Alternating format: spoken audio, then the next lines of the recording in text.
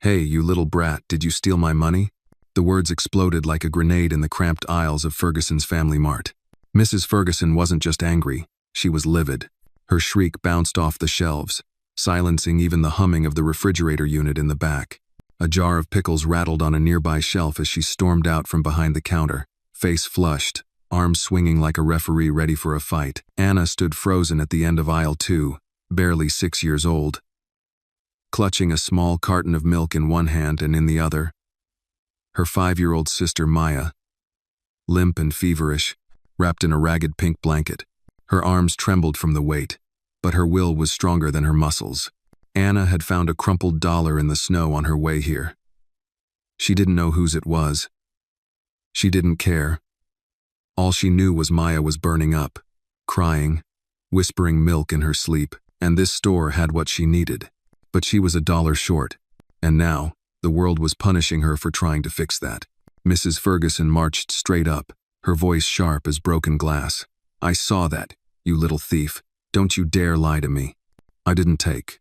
"Don't lie to my face," she bellowed, grabbing Anna by the collar with one hand while Maya was still in her arms. "Please, my sister," Anna begged. But Ferguson didn't stop. She yanked hard on Anna's collar, nearly jerking her off her feet. "Don't play the sympathy game with me," she growled, dragging the child toward the front door, Maya's little body bouncing against Anna's shoulder with every step. "Sick sister or not, you're a criminal. I'm calling the cops. I've had it with your kind walking into my store like you own it." Customers turned away. One man pretended to read the candy bar labels. Another adjusted his earbuds. Though no music played, the cashier, a timid young woman, took a breath like she might say something, then said nothing at all. Outside, snow fell harder. The pavement was slick and gray. Mrs. Ferguson threw the door open with a violent jingle and barked, "Out!" Then came the moment that stopped everything. As Ferguson lunged forward again to yank Anna fully through the doorway, a hand shoved her back. Not gently. The force sent her stumbling backward into the rack of discount greeting cards. "What the hell?" Standing between her and Anna was a tall man in a charcoal gray wool coat. His face was calm, composed, but his eyes dark, steady, burned with disgust. He had one hand extended, firm, protective, blocking Ferguson from coming any closer. His other hand reached toward Anna, but not to touch, just to show he saw her. That she wasn't invisible. "I saw enough," he said. Ferguson straightened, face red. "She stole. She came in here, short on money, pretending to shop, then tried to take. Did you see her steal anything? She reached for money. Did she take it?" Ferguson's mouth worked furiously, but no words came out. "She was holding a baby," the man said, voice low now. "And you dragged her like she was a sack of trash." Ferguson's eyes narrowed. "You don't know who you're talking to?" "Oh, I know exactly who I'm talking to," he said, and turned to Anna. "Are you hurt?" he asked gently. Anna shook her head, barely. Her arms were tightening around Maya, who whimpered and stirred but didn't wake. "Let's get her inside," the man said, already stepping back in. Ferguson moved to block the way. "You can't just walk in here and—" The man looked at her, and when he spoke again, his voice had the weight of something dangerous behind it. "Derek Cole," he said calmly, pulling out a sleek leather wallet and offering a $20 bill. "You can Google me later, or ask your bank manager. I own this building." Ferguson blinked. The cashier's jaw dropped. Someone at the back of the store dropped a can of soda. Anna's eyes widened. Derek Cole? Even at 6, she'd seen his name once on a billboard, or a newspaper at the bus stop. From foster kid to Fortune 500. Cole turned to Anna and motioned, "Come with me." She hesitated. He bent down, close enough for only her to hear. "She doesn't get to decide who you are," he said. "You do." Anna looked up at him, unsure why his words made her chest hurt in a different way, like relief, fighting its way in through years of fear. She followed him. As they walked out, Derek turned back to Ferguson and said one last thing. "You laid hands on a child. On camera. You may want to prepare for more than just Google search results." They stepped into the snowy street. The cold bit into Anna's cheeks, but she felt warmer than she had all day. She didn't speak at first. She didn't know if she could trust this man. But Maya stirred in her arms and whispered, Is there milk? Derek reached into his coat and handed her the same carton the woman tried to rip away. Anna clutched it like treasure. Are you a doctor? She finally asked. Number. A pastor? Nope. Then, why? He looked at her. Because someone once saw me. And it changed everything. Anna blinked. Do you see me? She asked. He smiled. Clear as day. Oh. And just like that, for the first time in what felt like forever, Anna didn't feel small. If this story moved you, take a moment to share your thoughts below. Let us know where you are watching from. And if you want to see more powerful stories like this, make sure to subscribe to the channel. The snow had started at sunrise fat, slow flakes at first, then steady sheets like white static. It clung to the curb, the mailboxes, the rusted hoods of parked cars, turning everything into a slush-soaked battlefield. That morning, Anna had woken up cold. Not the kind of cold that made you shiver, but the kind that made your bones feel hollow. Their space heater had died during the night. Again, Maya had whimpered in her sleep beside her, cheeks flushed, breath shallow and wheezy. Anna had pressed a hand to her sister's forehead and felt the heat like a warning. No more milk, she whispered, staring at the empty plastic jug beside the sink. She'd already filled it twice with tap water and shaken it, hoping for flavor. Nothing. Anna padded across the floor in her socks, arms crossed tight against her chest, stepping over a pile of newspapers and an open box of government rice. The apartment wasn't theirs, not really.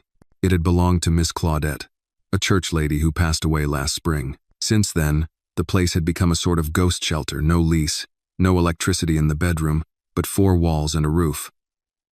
No one had come to kick them out yet. Anna checked the cupboards, empty, except for a can of tomato paste and 3 sugar packets from a diner. Maya coughed in the background, a thin, raspy sound. Anna's mind started moving quickly, in the quiet way it always did when things got bad. She put on her sneakers, one with the broken toe, the other with no laces, and wrapped Maya in a blanket that used to be pink but now looked more like dust. The baby whimpered but didn't cry. That was the worst part. Maya didn't even have the strength to cry anymore. Anna dug through the crack between the couch and the wall, fingers brushing along dust and crumbs until they hit something crinkly. She pulled out a $1 bill. The corner was torn, but it was real. $1. She looked toward the door. The store wasn't far, just 2 miles. She grabbed Maya, hoisted her into her arms like she'd done 100 times before, and stepped into the snow. The walk was quiet, except for the hum of traffic and the occasional horn. Newark in winter was no fairy tale. Salt-stained sidewalks, flickering streetlights, and faces that turned away faster than they looked. Anna kept her eyes forward. If she walked confidently, people wouldn't stop her. People didn't like stopping for children. Especially children like her. She passed the old laundromat, where the windows were papered over with eviction notices. Then the corner deli, where the man behind the counter once barked, "You touch, you buy." Even when she was just trying to read the labels, she shifted Maya in her arms, pressing her sister's face into her jacket to keep her warm. A woman exiting a pharmacy glanced at her, then quickly looked away. Her fingers were starting to go numb. When she finally reached Ferguson's Family Mart, her legs ached. But her eyes locked onto the sliding doors like they were gates to salvation. Inside, heat wrapped around her like a forgotten memory. She walked to the back of the store where the refrigerators hummed. She knew this layout like she knew her own hands. Picked up the smallest carton of milk, whole milk. Not the skim kind that tasted like water. She looked at the price, $2.09. Her hand tightened around her dollar bill. She walked to the counter and laid it down. The cashier, a young woman with kind eyes and nervous fingers, looked at her. "I only have $1, Anna said. "My sister. She's sick. I can bring the rest tomorrow. I promise." The cashier hesitated, glanced toward the security mirror. "I'm not supposed to hold stuff." "Please," Anna said. "I just need the milk. She hasn't eaten." "Huh." Before the cashier could answer, footsteps approached, the heavy, assured kind that didn't belong to anyone kind. Mrs. Ferguson. And everything that followed came like a wave crashing. Now, as Anna sat beside a bench under a streetlight, holding Maya and the warm carton of milk, she tried to stop her arms from shaking. Not from the cold, but from the weight of everything that had happened. Derek Cole was sitting on the bench across from her, speaking on his phone. His voice was low, measured, almost musical. She didn't understand all the words: leasing agreement, video footage, media contact. But she understood one thing clearly. He was helping. She hadn't asked him to. She didn't even know how to. But he had stepped in. Not just to stop the shouting, but to see her. Derek ended the call and looked at her. "How far is your apartment?" "2 miles." Anna replied quietly. "You walked all that way, in the snow?" She nodded. "With your sister in your arms?" Anna didn't answer. Derek stood. "I'm driving you home." She hesitated. "I'll wait outside the door," he said gently. "You unlock it. I just want to make sure Maya gets inside safe." Anna nodded slowly. Inside the car, a sleek black SUV that smelled like pine and leather, Anna sat in the back seat, Maya sleeping on her lap. The heater was warm. It made her eyes sting. "You know," Derek said as he drove, "when I was your age, I thought milk was magic." Anna blinked. "I used to pour it real slow into my cereal, just to make it last longer. I'd stare at the way it filled the bowl and think, this is what rich kids feel every day." Anna looked at him in the rearview mirror. "Do you feel rich now?" she asked. Derek paused. "Some days," he said. "But other days, I remember that bowl. And it humbles me." They pulled up to the broken stoop of the apartment. Anna got out. She turned to him. "Thank you," she said. Derek gave her a small nod. "You did the hard part, kid. I just showed up." Anna opened the door with her key. The hallway was dark, but familiar. As she carried Maya inside, a thought crept into her mind, a small one, like a spark. Maybe the world wasn't just full of people who turned away. Maybe, sometimes, if you walked far enough, someone turned toward you. The apartment was quieter than usual. No distant sirens, no arguments leaking through the paper-thin walls from next door. Just the soft hum of the old fridge and the distant ticking of a broken clock that hadn't told time in years. Anna tucked Maya onto the thin mattress they shared in the corner of the room. Her sister stirred but didn't wake. Her breathing was shallow, but steadier now. Anna opened the milk carton and poured a small amount into the only clean cup they had, a cracked plastic one with a faded cartoon character on the side. She knelt beside Maya and gently nudged her awake. "Just a little," she whispered. "You have to try." Maya's eyes fluttered open, unfocused. Her lips were dry, but she drank, bit by bit. Anna held the cup steady, her other hand stroking Maya's tangled hair. When the cup was empty, Maya curled back into her blanket with a soft sigh. It was the most peaceful she'd looked in 2 days. Anna stood, arms limp, mind reeling. Her knees ached, her feet throbbed, and her heart pounded with leftover fear and something else, something almost like awe. Mr. Cole, he hadn't just bought the milk. He'd seen her, spoken to her like she mattered, like her pain wasn't invisible. A knock at the door startled her. 3 soft taps, then silence. Anna crept toward it and peeked through the hole. He was still there. Mr. Derek Cole, standing in the hallway with a small brown paper bag in one hand and a phone in the other. She opened the door slowly. "Didn't mean to scare you," he said. "I brought a few things. Hope that's all right." Anna stared. He handed her the bag. It was warm. "There's soup," he said, "and some bread. Ginger ale, too. I figured you might need something yourself." Anna held the bag close to her chest, not speaking. He stepped back but didn't leave. "Mind if I ask you something?" he said, voice gentle. She nodded. "How long have you two been here alone?" Anna hesitated. "Since the summer." "No parents?" "Our mom." Anna paused. "She got sick. We were with Miss Claudette. She passed." "Ugh. Any other family?" She shook her head. Derek exhaled slowly. "You've been taking care of her all this time?" "Yes," Anna said softly. "It's my job." Derek didn't speak right away. He looked around the hallway, at the peeling paint and flickering light. Then he looked back at Anna. "You know," he said, "when I was 9, I used to sleep in a car behind a laundromat. Thought no one in the world knew I existed." Anna blinked. "But someone did," he continued. "A teacher, Mrs. Holland. One day she gave me an extra sandwich and said, "I see you, Derek." That's all. Just that. But it changed me. Anna's eyes stayed locked on his. She didn't fully understand what he was telling her, but she felt the weight of it. "She saw you," Anna whispered. He nodded. "And now I see you." She stepped aside almost without realizing.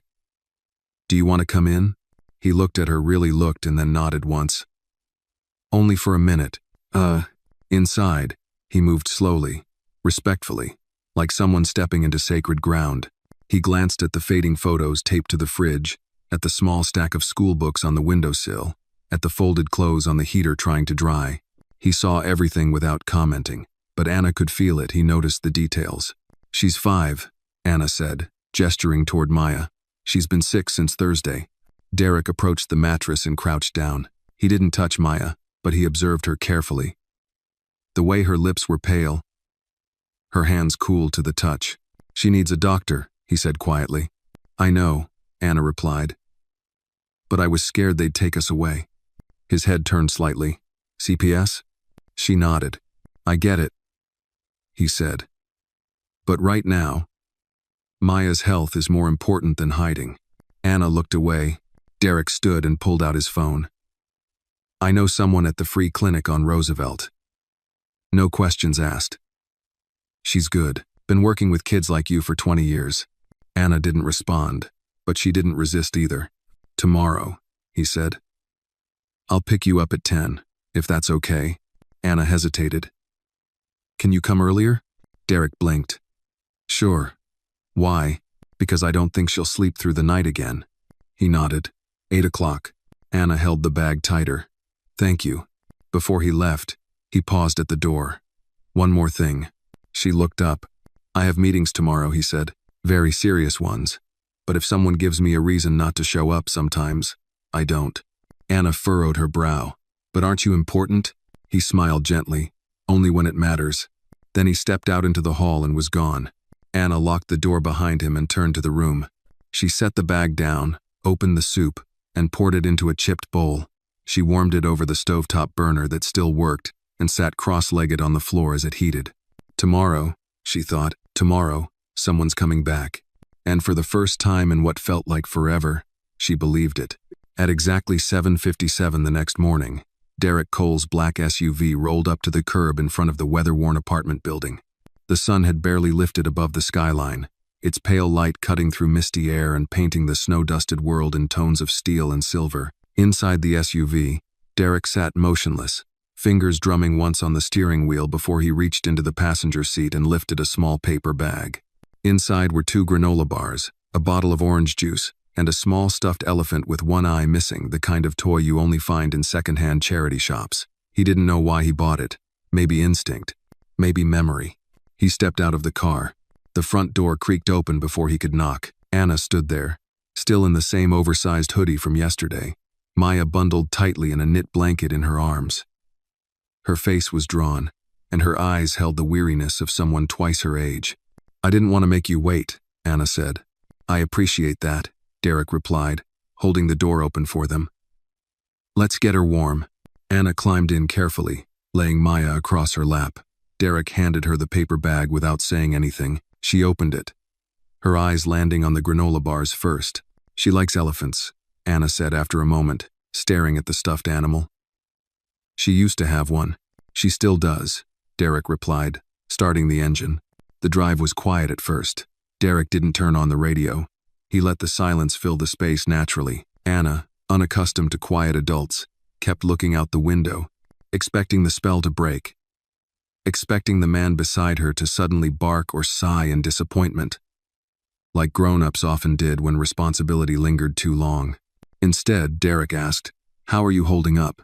Anna hesitated. "Tired." "That's honest," he said. "Good."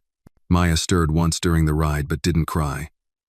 Her forehead was still warm, but her breathing had steadied some after the soup. Still, Anna watched her like a hawk, checking every few seconds, counting seconds between each breath.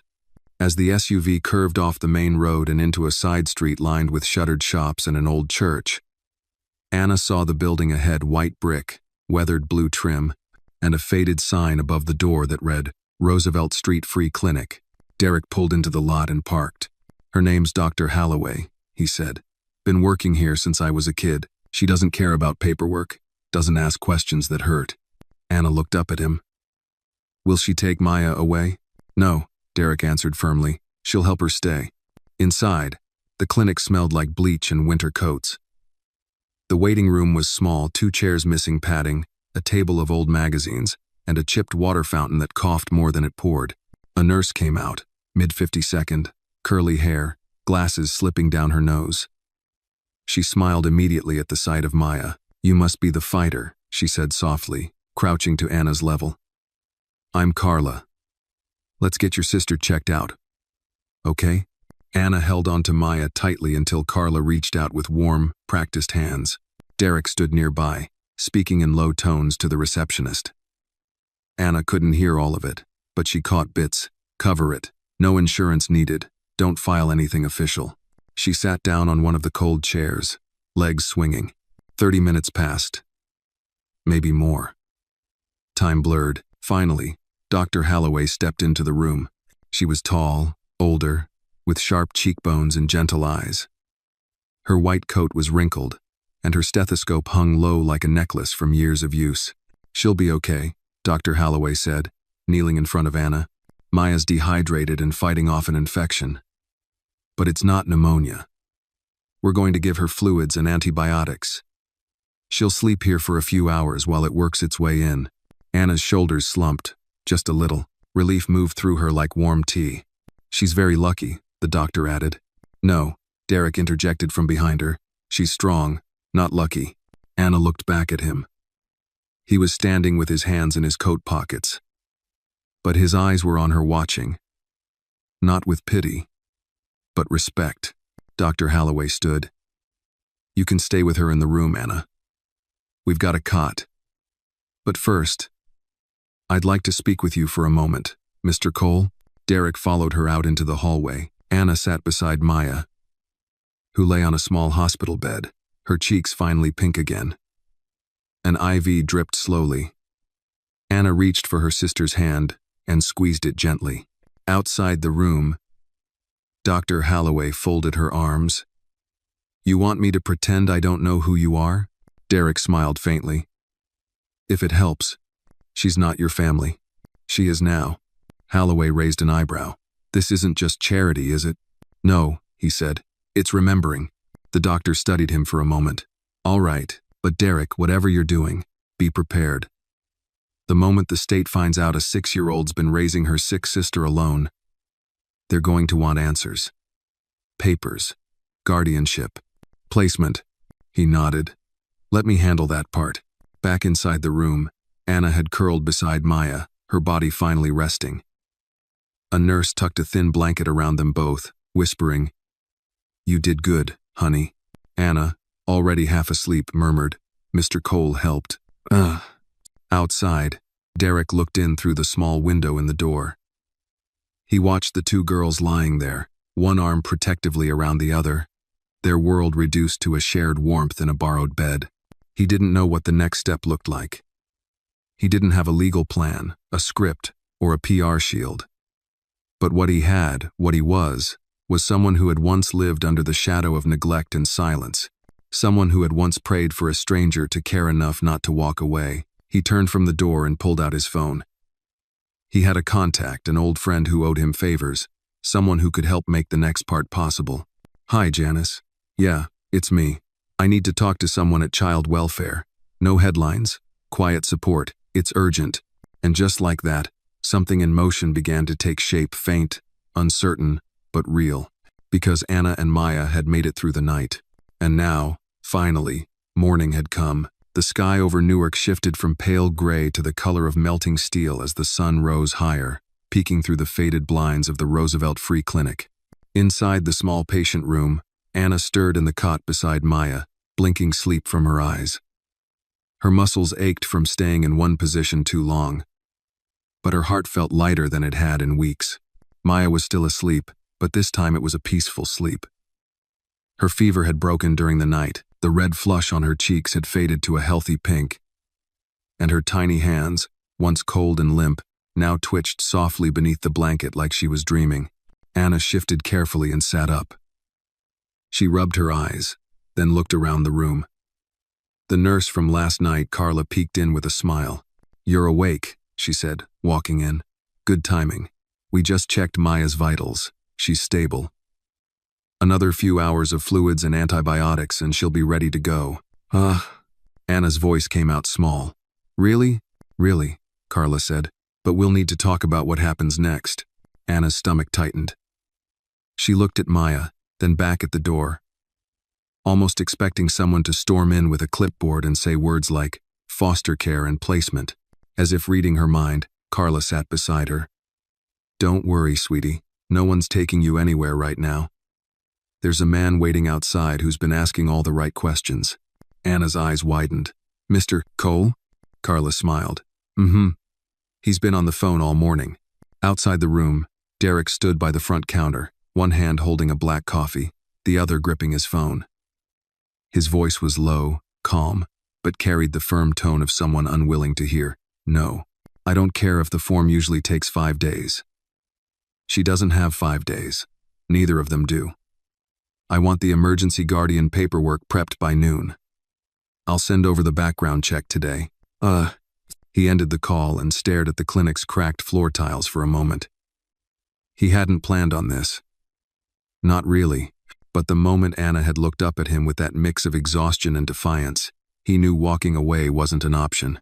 And somewhere deep inside, a younger version of himself, barefoot in a shelter hallway, holding a styrofoam bowl of instant noodles, had whispered, "You know what this is. You know what it means to be invisible." Dr. Holloway emerged from her office. She was holding a clipboard and a file folder. "She's improving faster than I expected," she said. "Your little girl's a fighter." "She's not mine," Derek replied. "Not yet." The doctor murmured. "Could have fooled me." He chuckled softly, rubbing the back of his neck. "You'll need more than charm if you're serious about this," she warned. "State agencies don't like sudden heroes. They want paperwork, plans, stability." "I've got all of that," Derek said. "They just don't know it yet." She looked at him for a moment longer, then handed over the folder. "Her records. What little there is. I'll write up a health affidavit for Maya. And Derek, if you're stepping into this, really stepping in, be ready to stay. Don't let them become another story someone else has to clean up." "I'm not going anywhere," he said. Back in the room, Anna had finished the granola bar and was brushing crumbs off Maya's blanket. When Derek walked in, she looked up with a quick spark of hope, then masked it under practiced indifference. "You came back," she said. "Told you I would," Derek replied, pulling a chair closer to the cot.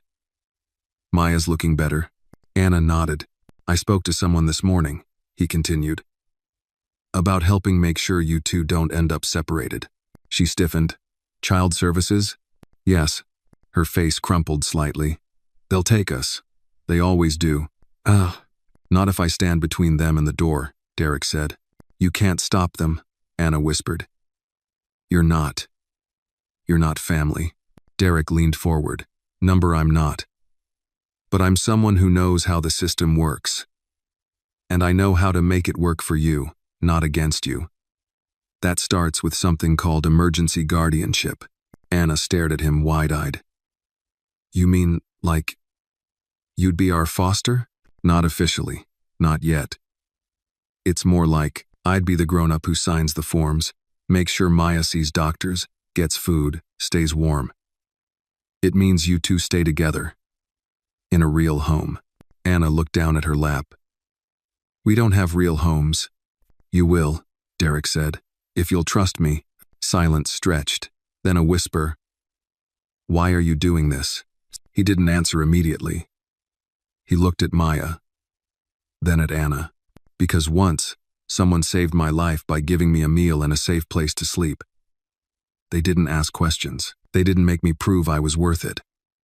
They just saw I was hurting and stepped in. I've been waiting a long time for the moment I could pay that forward." Anna studied him. "Do you promise you won't leave?" Derek's throat tightened. He knew the weight of that question. It wasn't just about today, it was about every adult who had ever walked away before. I promise I won't leave, he said. Not until you're safe. Not until Maya is well. Not until you both have something better. Anna didn't smile. But something in her body relaxed. A little. Enough. A few hours later, as Maya napped peacefully under Nurse Carla's supervision, Anna stood at the front desk beside Derek as he signed a form. His name, bold and permanent, was printed at the bottom. Derek Malcolm Cole. Temporary guardian. When they walked out of the clinic together, the sky had cleared. The snow on the sidewalks had begun to melt, leaving behind puddles and patches of light. Anna squinted against the sunlight, still holding Maya close to her chest. Where are we going? She asked as they reached the SUV. Derek looked at her and smiled. Somewhere warm. With real beds, real food, and no one yelling about milk. Anna paused. Is it far? He opened the door for her. Not anymore. The SUV rolled through the hills of North Newark, the buildings thinning out as they left the cracked sidewalks and crumbling tenements behind. The streets grew wider, the houses taller, and the air somehow felt less heavy. Anna sat in the back seat, Maya resting against her. Her small chest rising and falling in quiet rhythm. The antibiotic must have finally settled in, because her skin no longer burned against Anna's arm. Still, Anna held her protectively. Her eyes stayed glued to the passing scenery as though expecting the view to disappear like a trick, like the whole ride had been a dream. One she might wake from any moment back on a dirty mattress with a spoonful of milk, and no answers. Derek glanced at her in the rearview mirror. You hungry? Anna hesitated, then gave a small nod. Good, I know a place. It's not fancy, but they've got a grilled cheese that could make your knees weak. Anna almost smiled, but caught herself. The car slowed and turned down a tree-lined street. The houses here didn't look like palaces, but they looked clean. White porches, swing sets, mailboxes without rust. One yard had a snowman half melted but still wearing a scarf and crooked hat. Finally, the SUV pulled into a long driveway. Ahead stood a modest, two-story brownstone, with ivy creeping up the side. It wasn't big, not like the mansions Anna had seen in picture books, but it felt real. A black wrought iron fence wrapped around the front yard, and the porch had 2 chairs and a lantern that flickered even in daylight. Derek got out first and opened the back door. All right. Little team. Welcome to your first stop. Anna stepped out slowly, Maya still curled in her arms. The cold nipped at her, but less than before. You live here? She asked quietly. Derek nodded. Part-time. I've got a place uptown for work. But this is where I go when I need to remember who I am. He led them up the steps and opened the front door with a quiet creak. Warm air met them instantly, laced with the smell of fresh coffee and cedarwood. The entryway opened into a cozy living room with a deep blue couch, shelves of books, and framed photos of people Anna didn't recognize. A fireplace crackled softly on the far wall, and a throw blanket was tossed casually over the armchair like someone had just stepped out of it. Anna froze in the doorway, unsure if she should enter. You can come in, Derek said gently. This house isn't about rules, it's about rest. She stepped inside cautiously. To the right was a kitchen bright, with white cabinets, a small table, and a refrigerator covered in magnets and post-it notes. Derek walked over, pulled open the fridge, and took out a Tupperware container. Chicken soup, he said. Made it yesterday. You want to warm some up? Anna glanced down at Maya. Can she eat? Small bites. She'll need the strength. Anna nodded. She carried Maya to the couch and sat down, gently laying her across her lap. Derek handed her the soup in a bowl and a spoon. For the first time in days, Anna didn't feel like she had to ask permission to do something. She didn't feel watched, judged, tested, just seen. While Maya took slow, sleepy sips of broth, Derek settled into the armchair beside them. He didn't talk much, just watched, calmly, like a man standing guard over something sacred. When Maya had finished half the bowl and drifted back to sleep, Anna looked up. Why does your house smell like trees? Derek smiled. Cedar candles. Reminds me of my grandmother's porch. Was she nice? The nicest, he said. She always kept lemon drops in her apron. And she never let anybody tell her who she could love or help. Anna picked at a thread on the blanket. I didn't know grown-ups could be nice without a reason. Derek leaned forward, resting his elbows on his knees. The world can be loud and cruel. But kindness is a rebellion. When you choose to help someone who can't pay you back, that's when you start changing the world. Anna looked at him carefully, her voice small. Do you think someone like me can change the world? Derek didn't hesitate. I think someone like you already has. You protected your sister. You told the truth when it was hard. You asked for help when it felt impossible. That's courage. Silence fell for a moment. The crackle of the fire filled the space between them. Then Derek stood and walked over to a drawer by the kitchen. He returned with a small box wrapped in plain brown paper. He held it out. Anna frowned. What is it? A phone, he said. It's prepaid, just for emergencies, and it's programmed with one number, mine. Anna took it slowly, like it might vanish. If anything happens, if you ever feel unsafe, you call me. Day or night. Her hands trembled slightly as she nodded. Okay, He sat back down, eyes kind but serious. You're not alone anymore, Anna. Not as long as I can help it. Her mouth opened slightly, like she wanted to say thank you, but the words caught in her throat. Instead, she clutched the phone and whispered, Can we stay here, tonight? Derek looked at her gently. You can stay as long as you need. Anna glanced around again, as if trying to memorize every detail. She reached down and pulled the blanket up over Maya, then curled beside her on the couch. Her body sagged with exhaustion, but for the first time, she wasn't afraid to sleep. As Derek dimmed the lights and checked the lock on the front door, he whispered to himself, no more nights alone, not for them. Outside, the wind began to howl again. But inside that house, in a city that too often swallowed the forgotten, two little girls slept in warmth and safety. And for now, that was everything. By morning, the storm had passed. Pale sunlight filtered through the living room curtains, casting soft lines across the floor and over the bundled shapes on the couch. Maya stirred first, her eyelids fluttering open. She blinked at the unfamiliar ceiling, then turned her head slowly toward Anna, who still slept beside her. One arm wrapped protectively around her body. For the first time in days, Maya didn't wake coughing or crying. She just breathed. She was still breathing. Derek, already up and dressed, stood quietly in the kitchen. He watched from a distance, sipping coffee from a plain white mug. The sight of them two children asleep in his living room, wrapped in the safety of silence, struck something deep inside him. It was a strange ache. Not quite sadness, not quite joy, but something more ancient. Something that whispered, This is why you're still here. He turned back to the stove, scrambled a few eggs, popped bread into the toaster, and quietly prepared breakfast. He didn't want to wake them just yet. Let them have this.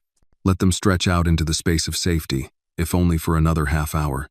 At exactly 8:45, the knock came. 3 measured raps. Not urgent, not aggressive, but precise. Derek opened the front door and found a tall woman in a gray wool coat standing on the porch. She was middle-aged, black, with wire-rimmed glasses, short-cropped hair, and an expression of tired wisdom carved deep into the corners of her mouth. Janice, Derek said, stepping back. Come in. Janice Tyler had worked in child welfare services for over 20 years. She wasn't the type to be easily impressed or easily fooled. But she also wasn't in the business of tearing apart what worked. She stepped inside slowly, eyes scanning the living room. Her gaze landed on the couch, on Anna, now waking up, and Maya blinking groggily beside her. That them? She asked quietly. Derek nodded. Anna and Maya. Sisters. Been fending for themselves since early fall. Janice didn't move closer. She watched the girls without saying anything. Anna noticed her first. She sat up quickly, brushing her hair from her face, instinctively pulling Maya closer. Her eyes darted between the stranger and Derek. Who is she? Anna asked. Derek stepped forward calmly. This is Miss Janice. She's someone who helps families. I asked her to come by, just to talk. Are you taking us away? Anna's voice was flat, practiced. like she'd asked it before. Many times. Janice took a step closer. No, sweetheart, I'm not here to scare you. I'm here to make sure you and your sister are safe. And if safe means staying right here with Mr. Cole, that's what I'll fight for. Anna narrowed her eyes. Grown-ups say that. And then they come back with cops. Janice nodded slowly. I've seen it happen. Too many times. But Derek isn't just any man who picked you up off the street. He's filed for emergency guardianship. That means he's serious. That means he's already put his name on the line. Anna looked over at Derek. He said nothing, just gave her a small nod of reassurance. Janice approached the couch slowly and crouched down. Her voice softened. I want to ask you something, Anna. And I want you to be honest with me. No one gets punished for honesty here, okay? Anna said nothing. Did Mr. Cole ever hurt you or scare you? Anna frowned. Did he ever make you do something you didn't want to do? No, she said again, firmer. Did he promise to protect you and your sister? Anna hesitated, then nodded. Yes, and he did. Janice leaned back and stood up. Then that's what I'll write in my report. She looked at Derek. You've got a steep hill ahead. You know that, right? Judges don't like surprise saviors. They like order. Routine. I'm not asking to skip the process, Derek said. I'm asking for the kids to stay where they're finally safe while we go through it. Janice sighed, pulling a tablet from her bag and tapping a few notes. Then let's get started. The next hour passed in a blur of questions and forms. Janice interviewed Anna again, gently. This time in the kitchen while Maya nibbled toast nearby, she asked about school, meals, how long they'd been alone. Anna answered everything calmly quiet. But sure, she told Janice about Miss Claudette, about the broken heater, about the night she walked 2 miles in the snow. Janice didn't flinch. She just kept nodding and typing. Eventually, the questions stopped. Anna returned to the couch, exhausted. Maya had already curled back up and fallen asleep again. Janice stood by the door with Derek. I'll fast-track the review, she said. We'll need to schedule a formal home inspection, background checks, letters of support. But for now, as far as I'm concerned, the girls are better off here than anywhere else. Derek nodded, his voice low. Thank you. She paused, then added. You may have stepped into their lives by accident, but don't step out unless you're damn sure you can handle what comes next. I'm not going anywhere, he replied. Janice studied his face.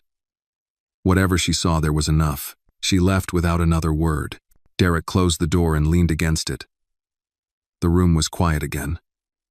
The air thick with what hadn't been said. Anna looked up from the couch. Is she coming back? Yes, Derek said. But not to take you.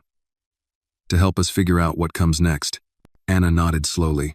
He crossed the room, knelt beside her. How are you doing? She looked at Maya. Then back at him. I don't know, she whispered. It feels like we're still falling, but slower now. Derek placed a hand on her shoulder. Then we'll keep falling together, he said. Until we find ground. She didn't answer. But for the first time that day, she let herself lean against him. Outside, the sun rose higher, and inside that quiet brownstone, a family was beginning to form not out of blood, or history, or law, but out of something older. Something like grace. It was a Wednesday morning when the envelope arrived, pale yellow, official-looking, and addressed in careful handwriting. Anna Louise Carter, C. O. Derek Cole. Anna found it waiting on the kitchen table beside a bowl of oatmeal and sliced bananas. She stared at it for a moment, half expecting it to vanish the moment she blinked.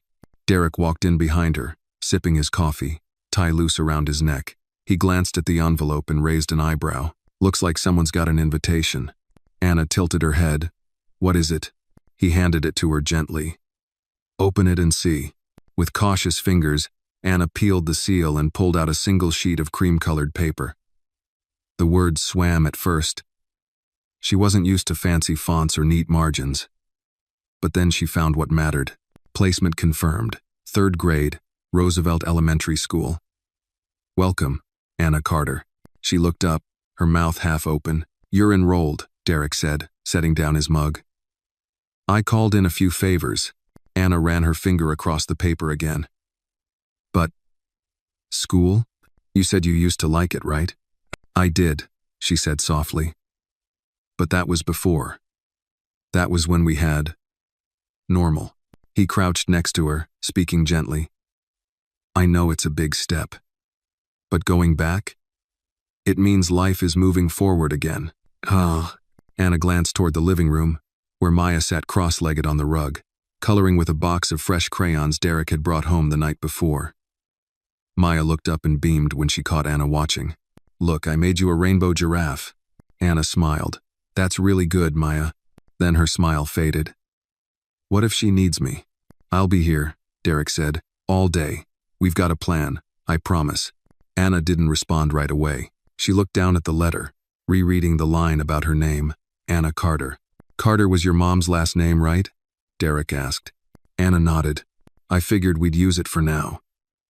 Until you decide if you want to change it. She didn't answer, but something flickered in her eyes. A seed of pride, maybe. Or the start of belonging. The next morning, Anna stood at the edge of the school parking lot in a borrowed coat and a new backpack, holding onto Maya's hand like it was the last piece of herself she trusted. The school building loomed large, red brick and glass, with a digital sign flashing the time in blinking yellow digits. Derek crouched beside them. Remember what we talked about, he said gently. I'll be right here at 3. Maya's staying with Miss Lynn next door. You just need to get through the day. Anna looked at him. What if they ask where I've been? Why I missed so much school? You tell them the truth, as much or as little as you want. You don't owe anyone your pain. Just your courage. Anna turned to Maya, who looked up at her with wide, trusting eyes. Will you be okay? Maya nodded seriously. I'm gonna draw you 3 giraffes. Anna forced a smile and squeezed her hand before letting go. Then, without another word, she walked toward the front doors of Roosevelt Elementary, step by step. Head high, heart racing. Inside, the building was warm and bustling. Teachers stood by classroom doors. Students pulled off winter hats and stuffed them into lockers. The smell of pencil shavings, hand sanitizer, and cafeteria waffles filled the air. Anna walked slowly down the hallway, searching for room 3B. She didn't notice the whispering at first, just a trickle of glances. But then she heard it. Isn't that the girl from the store? Yeah, the milk thief. My mom said she lives with some rich guy now. Anna's shoulders stiffened. She kept walking. In room 3B, a young teacher with bright eyes and a plaid shirt greeted her warmly. You must be Anna. I'm Mr. Jennings. We're lucky to have you. Anna nodded mutely. He showed her to a desk near the window, handed her a pencil and notebook, and gestured to the board. We're just starting a poetry unit. Don't worry if it's new, we'll take it slow. Anna sat, heart pounding. She opened the notebook, stared at the first blank page. One boy at a nearby desk leaned over and whispered, Are you really the girl who stole milk for her baby? She blinked. She's not my baby. She's my sister. The boy looked confused. Same thing. Anna turned away.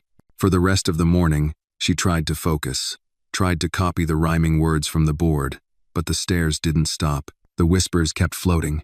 Poor girl. Pity case. Free lunch. At recess, she sat alone under the big maple tree by the fence, knees drawn to her chest. The wind bit at her cheeks, and for a moment, she wondered if she should have just stayed home. Then, suddenly, a shadow blocked the sun. A girl stood in front of her. Freckles, puffy coat, a chipped tooth when she smiled. Hi, the girl said. I'm Kendra. Anna looked up cautiously. Hi. You like giraffes? Kendra asked, holding out a sticker sheet with cartoon animals. I got doubles. Want to trade? Anna hesitated, then nodded. Kendra sat down beside her without waiting. Kids are weird, she said, unwrapping a fruit roll-up. My cousin once licked a battery to impress a girl. Anna smiled, a real one. They traded stickers and talked about cartoons, and for 10 minutes, the world stopped whispering. When the final bell rang, Anna walked out to the curb, where Derek's SUV waited. Maya sat in the back seat, swinging her legs. Anna slid in beside her, her face flushed from wind and something else, maybe pride. Derek glanced at her in the rearview mirror. How'd it go? Anna shrugged. Some kids were mean. And? But some weren't. Derek smiled. Maya leaned her head against Anna's arm. Did you learn anything? Anna looked out the window as the school disappeared behind them. Yeah, she said. I learned I'm still here. And that evening, while Maya colored at the kitchen table and Derek prepared dinner, Anna taped a giraffe sticker on the corner of her notebook and wrote, in neat letters, "This is not the end. This is page 1. The next few weeks settled into a rhythm. The kind of slow, careful rhythm you get when the world stops spinning for a moment and gives you time to breathe. Mornings started with oatmeal and laughter. Anna walked to school with her backpack zipped tight and a giraffe sticker on the front. Maya spent her days with Miss Lynn next door drawing, building towers of blocks, occasionally falling asleep mid-sentence. Derek worked from home most days, laptop open at the kitchen table, eyes flicking between contracts and court emails, while always keeping one ear tuned to the sound of Maya's tiny footsteps or Anna's distant hum as she did homework. But the calm never lasted long. Late one Tuesday afternoon, the doorbell rang. It was a sharp ring. 2 quick chimes, too precise to be a neighbor. Derek stood slowly from the couch, where Maya had just fallen asleep beside him. He opened the door and found a man in a navy peacoat standing on the porch, trim, pale, smiling too much. "Mr. Cole," the man said, flashing a badge. "Detective Peter Langley, Child Protection Unit." Derek narrowed his eyes. "What can I do for you, Detective?" "Just a quick follow-up. Routine. There was a report filed anonymous, of course suggesting some inconsistencies in the guardianship petition." Derek stepped outside and pulled the door behind him, careful not to wake Maya. "What kind of inconsistencies?" he asked, keeping his voice calm. "Well," Langley said, flipping through a folder, "it seems you filed for emergency guardianship of 2 minors without being a licensed foster parent, without family ties, and this is the juicy part, without prior notice to the county." "But I followed state emergency protocols," Derek replied flatly. "The girls were in danger, homeless. The younger one was ill, the older one had been neglected." "Sure," Langley said with a smirk, "but rules are rules." Derek stared at him. "You really think sending them into the system right now is safer?" Langley shrugged. "I don't make the rules, Mr. Cole. I just investigate them." Derek folded his arms. "So, what happens next?" Langley stepped a little closer. "We'll be making a home visit tomorrow. Scheduled. With a supervisor. If everything's in order, no problem. But if there's anything questionable, it could complicate the placement. You're not getting near those girls without a court order." Langley smiled, but it didn't reach his eyes. "I don't need to, yet." He turned and walked off the porch, whistling a tune Derek couldn't quite place, but it had the tone of mockery, like a warning dressed as politeness. Derek stood in the cold for a long moment after the man had left, fists clenched, teeth tight. He knew how this worked. The system could be fair, or it could be cruel. It depended on who pulled the strings. Inside, Anna was already by the window, watching. "Who was that?" she asked quietly. Derek sighed. "A man with questions. Are they going to take us?" "No," he said immediately. "Not without a fight." Anna stepped closer. "Should I pack a bag, just in case?" His heart cracked at the question. "You're not going anywhere, neither of you. Not if I have breath left in me." Later that night, after both girls were in bed, Derek sat at the dining room table with his laptop open and a stack of legal documents beside him. He dialed a number and waited. "Janice," he said when the line picked up. "We've got a problem." Janice groaned. "Tell me it's not Langley." "It's Langley. Damn it, that man hunts headlines." Derek explained what had happened, word for word. Janice swore softly. "He's looking to make an example. He thinks you're the millionaire with a savior complex. I don't care what he thinks." "You should," she said, "because he'll twist everything to fit his narrative. If he shows up tomorrow and finds anything out of place, he'll file for emergency removal."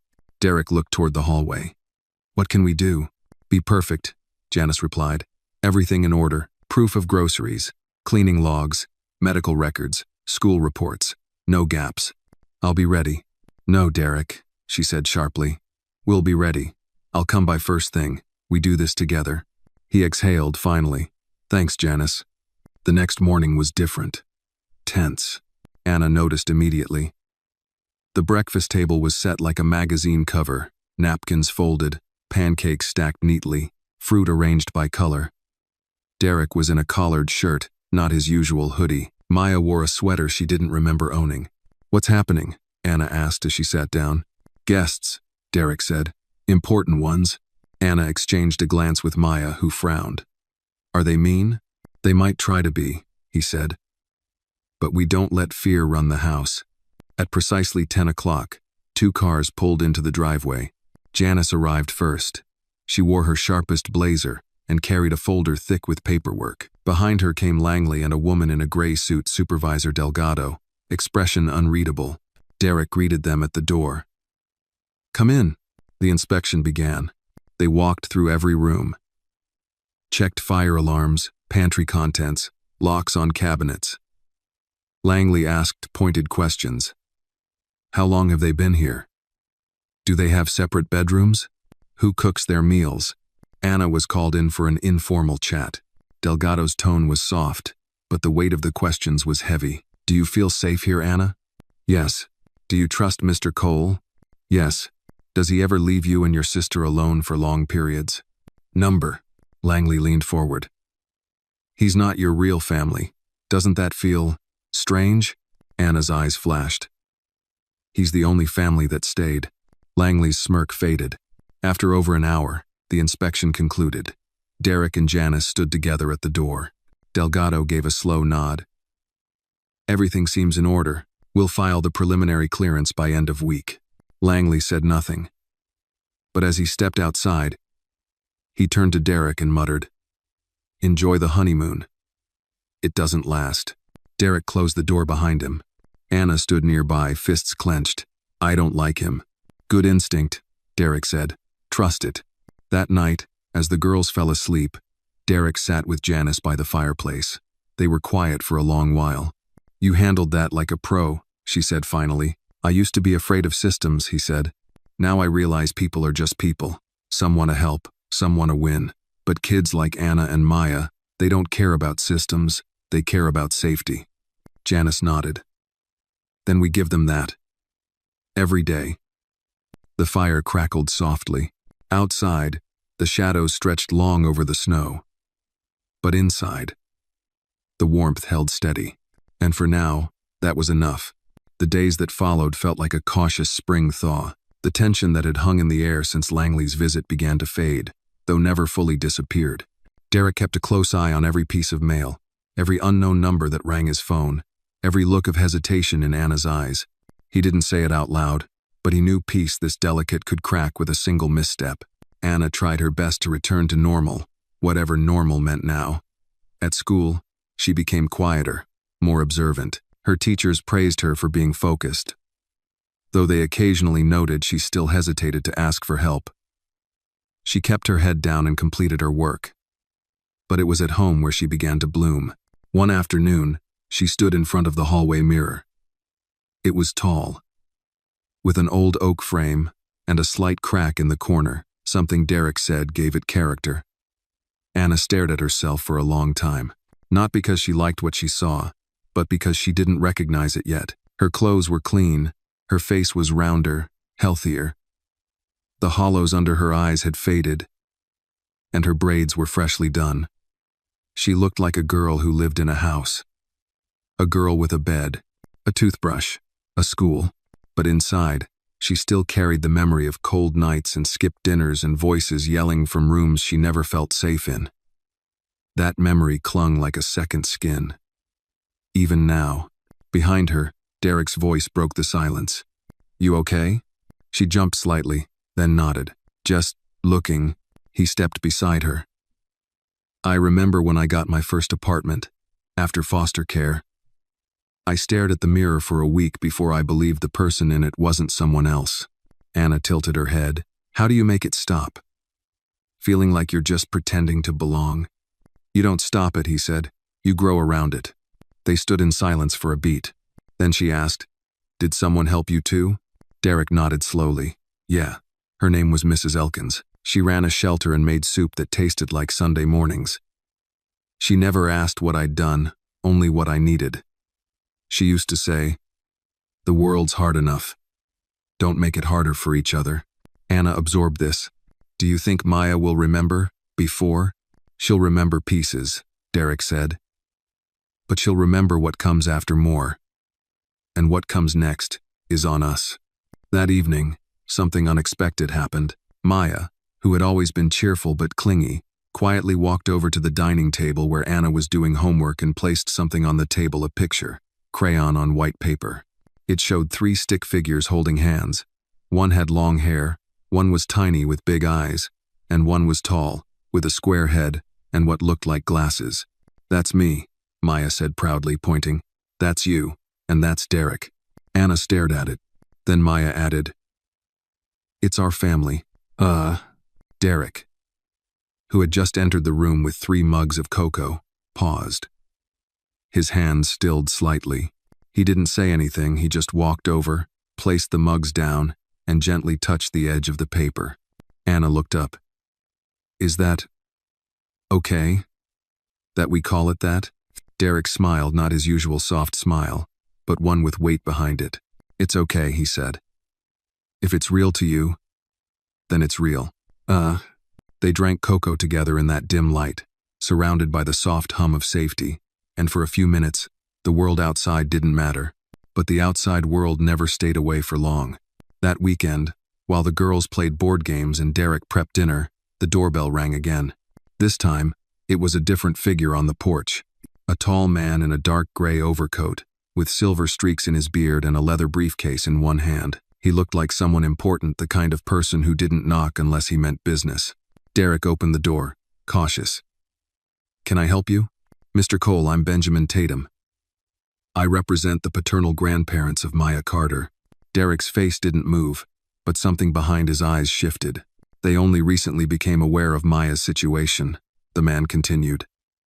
"They live in Maryland, stable household, no criminal record, and they're requesting formal custody." From the hallway, Anna froze mid-step, her ears catching every word. "I see," Derek said calmly. "They were unaware until now?" "Correct. The mother had been estranged from them. They had no knowledge of Maya's birth. And now they want her. Family placement is always preferred," Tatum said. "They've already filed a motion in family court. You'll be receiving paperwork within the week." Derek inhaled slowly. "Thank you for the courtesy of delivering this in person." Tatum nodded. "They're not trying to disrupt your life. But they believe Maya deserves the chance to know her blood." With that, he handed over a sealed envelope and walked away. Derek stood still for a moment, then closed the door quietly behind him. Anna emerged from the hallway, her voice shaky. "What does that mean?" He turned toward her, the letter still in hand. "It means we've got a new challenge," he said. "But we're not giving up. Not now. Not ever." Anna's face crumpled. "They're going to take her, aren't they?" Derek crouched and held her arms. "Not without a fight. And you won't face it alone." Later that night, long after Maya had fallen asleep hugging her stuffed bear, Anna sat curled on the couch with her notebook in her lap. The giraffe sticker was worn now, edges peeling slightly. She flipped to a blank page. "What makes a family?" she wrote. "Is it who shares your name or who shows up when no one else will? I don't have the answer yet, but I know who makes me feel safe. And I know who I'd choose, if anyone asked." She closed the notebook, placed it under her pillow, and lay beside her sister. Outside, snow began to fall again, but inside that small brownstone, under the weight of yet another looming battle, love held the line. The summons arrived the next morning. A manila envelope slid through the mail slot with the county seal in the corner, and the weight of the world inside. Derek stared at it on the kitchen counter while the kettle boiled behind him, steam whistling into the quiet. He didn't open it right away. He didn't need to. He knew what it said. Anna sat at the table, silently picking at her cereal, eyes flicking to the envelope every few seconds. Across from her, Maya drew stick figures on the back of a grocery list, completely unaware of the storm brewing inches away. Finally, Derek tore the envelope open and scanned the contents. Hearing dates, requested evaluations. A motion filed by Eleanor and Walter Carter of Silver Spring, Maryland, for full custody of Maya Carter, age 7. Anna's voice was barely above a whisper. "So, they really want her." Derek folded the papers carefully, keeping his movements calm. "They're asking the court to consider it." "That's different.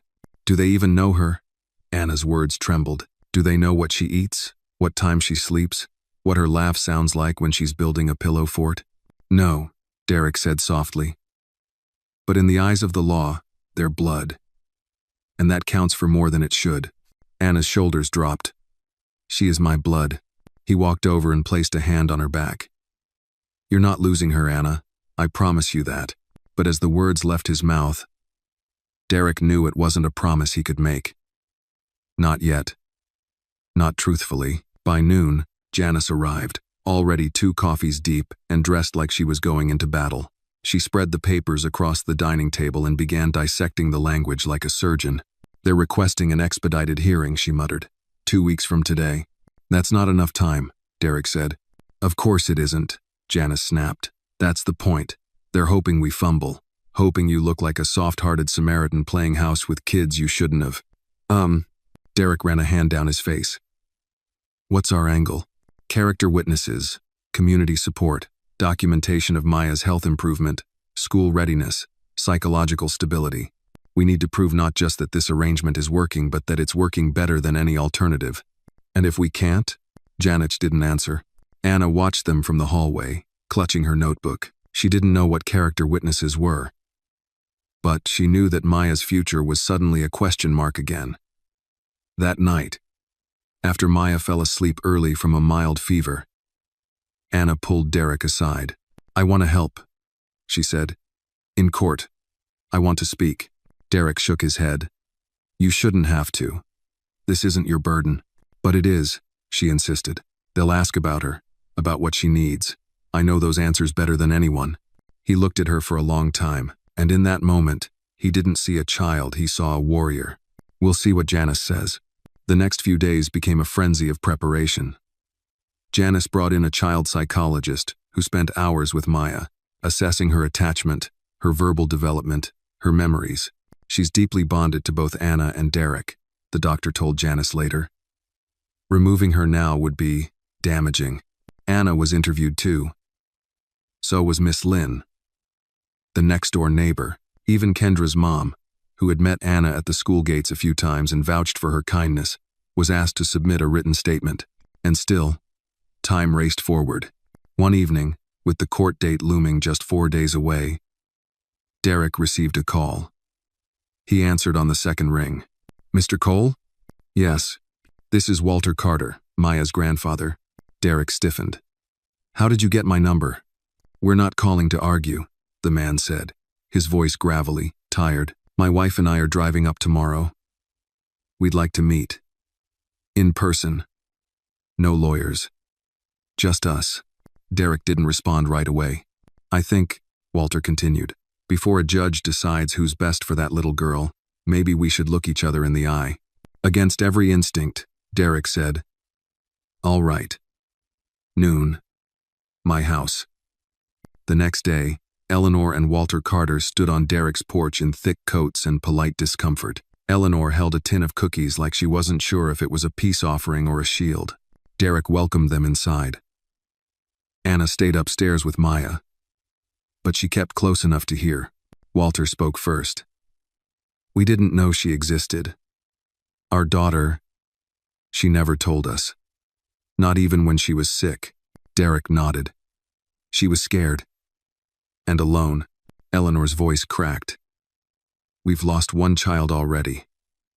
We can't lose our granddaughter too." Derek folded his hands.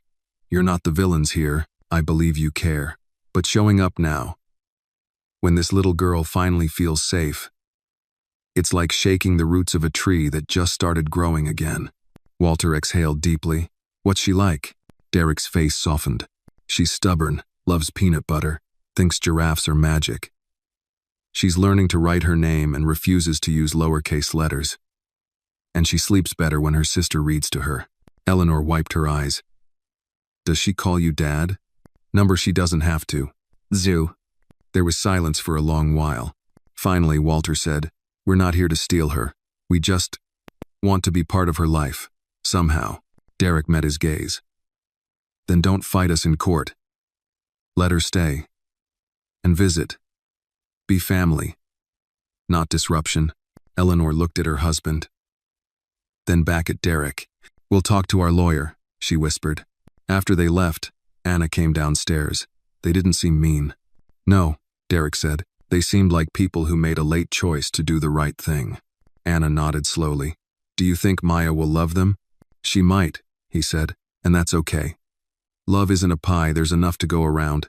That night, as Maya snored softly with her giraffe plush pressed to her chest, Anna sat by the window, notebook in her lap. Sometimes family isn't about who gets there first, she wrote, but who stays when it matters. Outside, the stars blinked like little promises, and inside, a quiet hope began to take root. The courthouse loomed like a cold monolith against the steel-gray sky. Snow clung to the sidewalks in patches, icy and stubborn, refusing to melt under the pale morning sun. Derek parked the car 2 blocks away and took a moment before turning off the engine. In the back seat, Maya was humming softly, oblivious to the importance of the day. She was dressed in her favorite red sweater and held Anna's hand tightly. Anna, quiet and stiff, stared straight ahead. Derek turned to them. You two ready? No, Anna answered honestly. That's okay, he replied. Me neither. They walked into the courthouse with Janice already waiting at the security gate. Files clutched tightly to her chest like a soldier guarding sacred scrolls. She gave Derek a tight nod. Judge Monroe is known for her fairness, but Langley will be there, and he's filed additional statements this morning, just a heads up. Langley never misses a chance to add fuel, Derek muttered. Janice crouched down to Maya's level. Hey, sweetheart. Do you remember what we talked about? You're going to sit with me in color. Okay? You don't have to say anything unless someone asks you something directly. You're not in trouble. You're just really important. Maya nodded solemnly and held her crayon box to her chest like armor. The courtroom wasn't large, but it carried the weight of decisions that couldn't be undone. Derek sat on one side of the room with Janice and the girls, while Eleanor and Walter Carter sat on the opposite bench, dressed in formal winter clothes and holding hands. Their lawyer, Benjamin Tatum, whispered something to them before the judge entered. Judge Monroe was in her late 50s, with silver hair pulled into a neat bun and eyes that scanned the room like a lighthouse firm, but searching for safe shores. Let's begin, she said, her voice clear and without ornament. We're here today to address a custody petition regarding minor Maya Carter. Let all parties be reminded, this is not a trial of character, but a matter of the child's best interest. Langley was the first to speak, of course. He presented his findings with the cold detachment of a man reciting weather reports, emphasizing protocol violations, the lack of formal foster training on Derek's part, and the potential emotional confusion of Maya's current arrangement. Then Janice stood, calm, steady, voice like steel wrapped in velvet. Yes, Mr. Cole is not a registered foster parent, she said. But when he found these children abandoned, cold, and sick, he didn't think about paperwork. He thought about safety, stability, love.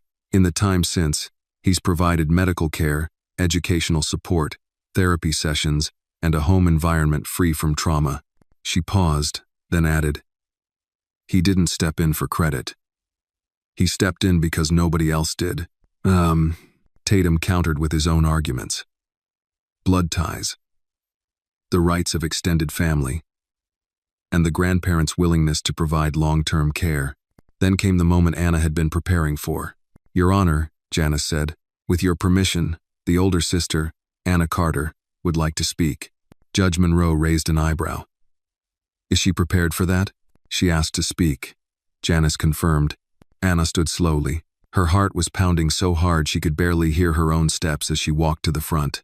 She was handed a small wooden step to stand on so she could reach the microphone. She looked out at the room, her voice small but steady. My name is Anna. I'm 9 years old. I've taken care of my sister since she was born. When our mom got sick, I was the one who made her soup, even if it was just water with salt. When we got kicked out of our place, I carried Maya through the snow to find help. She almost didn't make it. If Mr. Cole hadn't been there that day, she paused, her throat tightening. If he hadn't been there, she wouldn't be here. And I wouldn't be here either. Anna looked directly at the judge. Walter and Eleanor.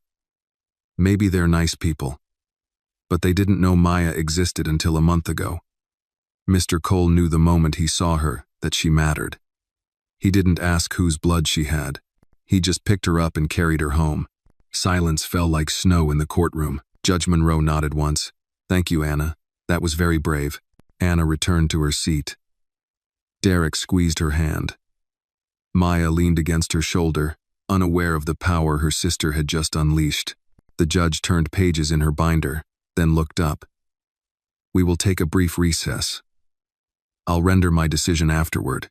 The courtroom emptied into the hallway. No one said much. Eleanor approached Anna tentatively. You speak with more strength than most adults, she said. You're a remarkable girl. Anna looked up at her. If you really care about Maya, please don't take her away from me. Eleanor's eyes filled with tears. She nodded, then stepped back to join her husband. When the judge returned and the courtroom was called to order, the atmosphere felt thick with held breath. Judge Monroe spoke clearly, without drama. I have reviewed the evidence, the statements, and the evaluations. Maya Carter has clearly developed a strong attachment to both Mr. Cole and her sister, while the petitioners, Mr. and Mrs. Carter, have rights as extended family. I must weigh those rights against the child's current well-being. She took a pause that felt like an hour. It is this court's ruling that Derek Cole will retain legal guardianship of Maya Carter. The petition for custody by Walter and Eleanor Carter is denied, with a recommendation for supervised visitation, pending further review.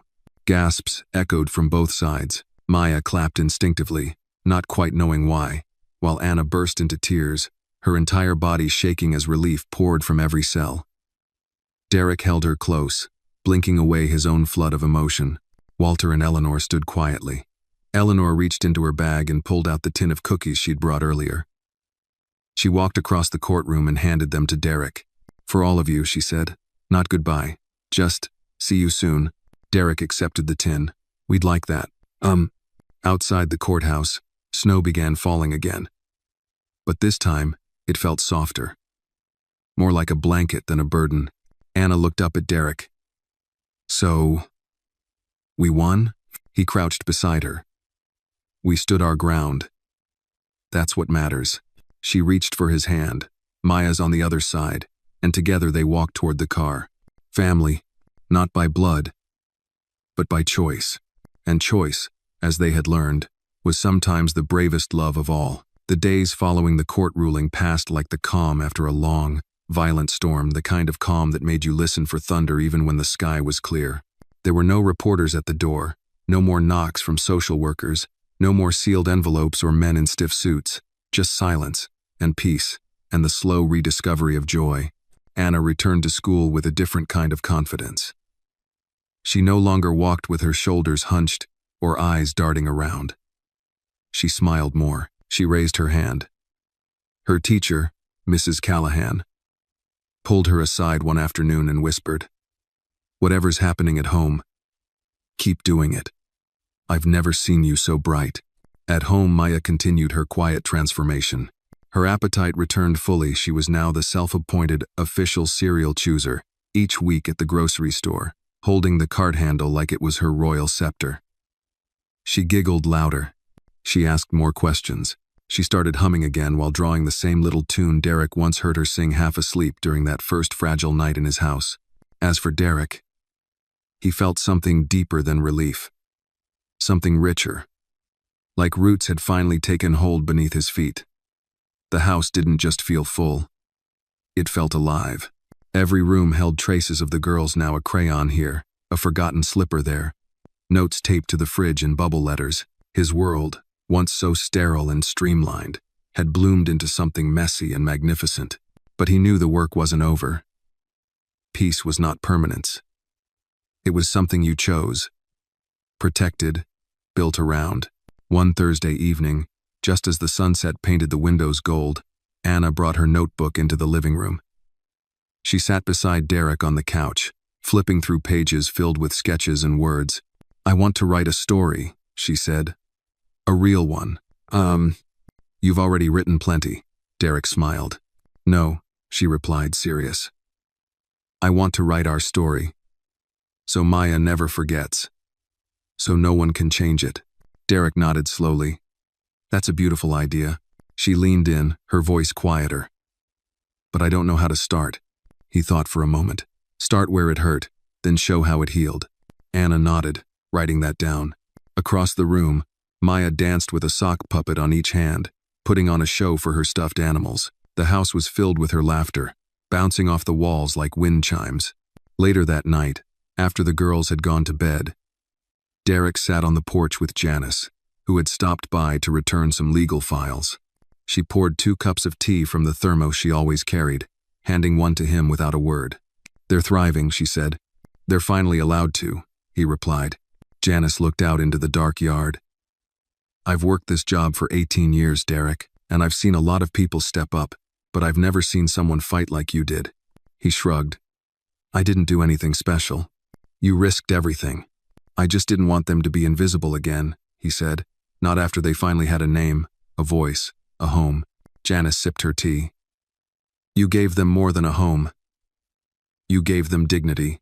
They sat in companionable silence for a while, listening to the wind rustling through the trees. Then Janice reached into her bag and pulled out a small envelope. What's this? A grant, she said. There's a foundation. They support emergency guardianship cases that result in permanent placement. You're eligible. It's not a fortune, but it's something. Derek opened the envelope and blinked. A check for $15,000. I don't even know what to say. Don't say anything.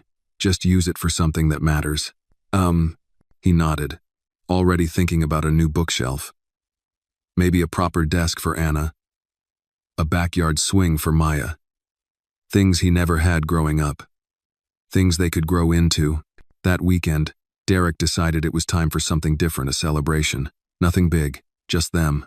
He took the girls to a small lake just outside the city, where the trees stood tall and proud, and the water glimmered like it was lit from within. They brought sandwiches, juice boxes, and a Bluetooth speaker that played Maya's favorite sing-along songs.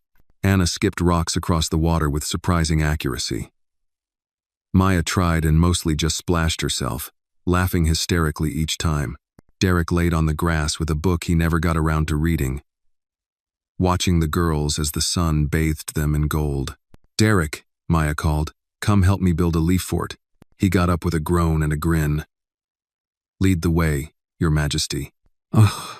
As they piled leaves into tiny walls and towers, Maya suddenly looked up and asked, do leaf forts last forever? Derek paused. Not forever, but the fun you had building them? That stays, Anna added. We can build it again tomorrow. Maya smiled, satisfied with that answer. They stayed at the lake until twilight wrapped the trees in shadow. As they drove home, Maya dozed off, and Anna stared out the window, her hand resting gently on her sister's knee. Derek glanced at them through the rearview mirror and felt something settle in his chest, a sense of rightness that had eluded him for years. Back home, after carrying Maya to bed and turning off the porch light, Anna handed Derek a folded piece of paper. What's this? My story's beginning, she said, then climbed into bed. Derek unfolded it slowly. Once, there was a girl who only had a spoon and a sister. People thought that meant she had nothing. But one day, someone saw her, and suddenly nothing turned into everything. He stared at the words for a long time, the lump in his throat too thick to swallow. He turned off the light, closed the door gently, and stood in the hallway in this house that was now theirs. The storm was over, but the story was just beginning. The morning after the lake trip, the house smelled like pancakes and orange zest. Derek stood over the stove, humming a bluesy tune from the radio, flipping pancakes like it was an Olympic event. Maya sat at the kitchen island with syrup on her chin, waving her fork like a wand. Anna, still in her pajamas, was curled up in the corner armchair with her notebook open, the tip of her pen tapping gently against her lip. Hey, Anna, Derek called. What's your story called again? She looked up. It doesn't have a title yet. Titles come last. That's the rule. He grinned. Says who? Says me, she replied, and went back to scribbling. But the truth was, the story was starting to feel too big for a title. Bigger than a moment.